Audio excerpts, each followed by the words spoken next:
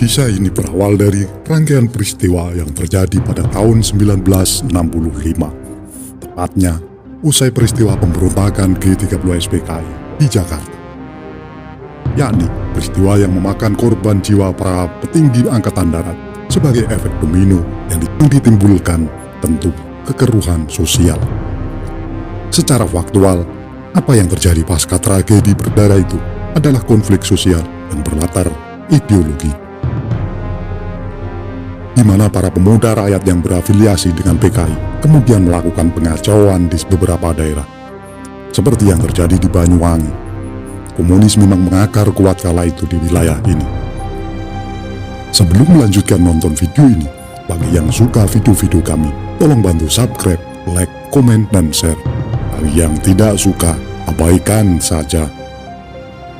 Peristiwa yang terjadi pada 18 Oktober 1965 ini memang bersumber dari aksi sepihak yang dilakukan oleh barisan afiliasi dari PKI.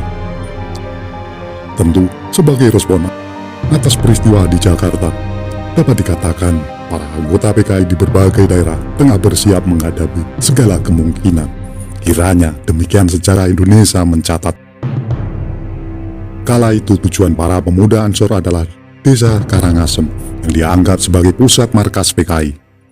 Tetapi belum sampai ke lokasi, mereka tertahan di sekitar perbatasan desa. Strategi licik ini akhirnya berhasil memikat puluhan pemuda Ansor yang bergerak dari Muncar.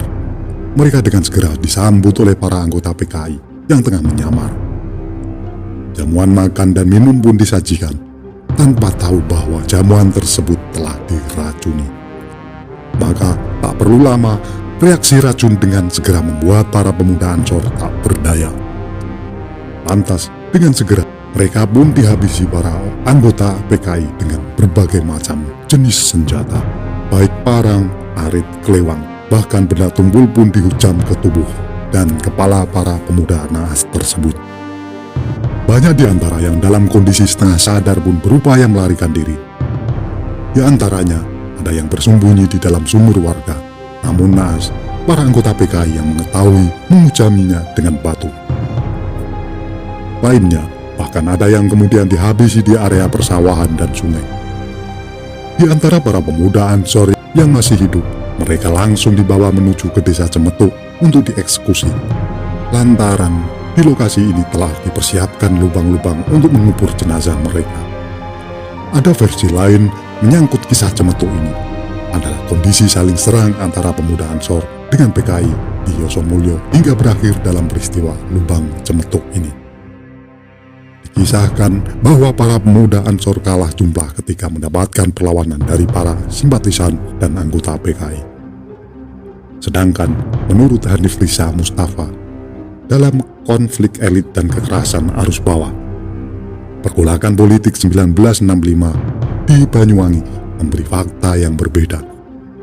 Hanif menjelaskan bahwa ada yang terjadi di Cemetuk adalah dampak dari aksi serangan Ansor ke markas PKI di Kalipahit dengan kekuatan 10 buah truk, 5 jeep, dan 50 sepeda motor. Mursid dari Ponpes Minjahub Tolap Berasan Muncar mengkoordinir serangan ke desa-desa basis PKI di Banyuwangi. Tapi ada 3 truk yang masih kosong dalam iring-iringan tersebut memisahkan diri menuju desa Karangasem. Dengan dukungan warga, alhasil Salimin berhasil menyerang dusun Mantekan. Mengetahui aksi penyerangan ini, warga desa Karangasem yang dipimpin oleh Darmaja, ketua komite resort PKI, kemudian melakukan penghadangan kepada pemuda Ansor tersebut. Semua kendaraan dibakar oleh warga hingga membuat Salimin bersama pemuda Ansor lainnya bercerai-berai. Beberapa lainnya lari menuju Cemetuk untuk menyelamatkan diri. Sedangkan kala itu Cemetuk dikenal sebagai desa basis PKI. Maka peristiwa pembantaian pemuda Ansor pun terjadi. Mereka rata-rata dibunuh dengan cara leher diikat dan dipukul tengkuknya dengan kayu. Dihadapkan, lubang-lubang telah dipersiapkan sebelumnya. Namun, apapun versinya, diketahui bahwa ke-62 pejuang Ansor telah gugur dalam peristiwa ini.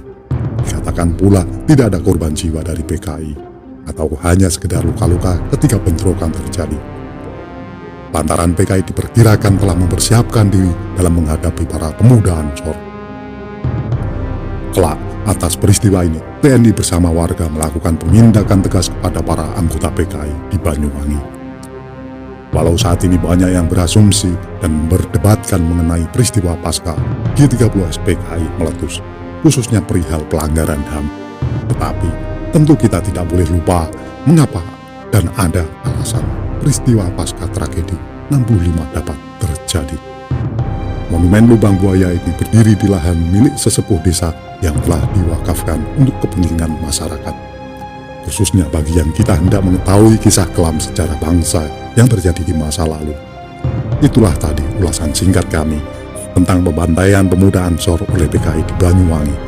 Kami di sini tidak ada niat untuk membuka aib atau menyudutkan orang-orang yang terlibat. Kami hanya mengulang sejarah-sejarah yang sudah ada. Kami mengambil sumber yang bisa dipercaya keabsahannya. Terima kasih yang sudah menonton sampai selesai.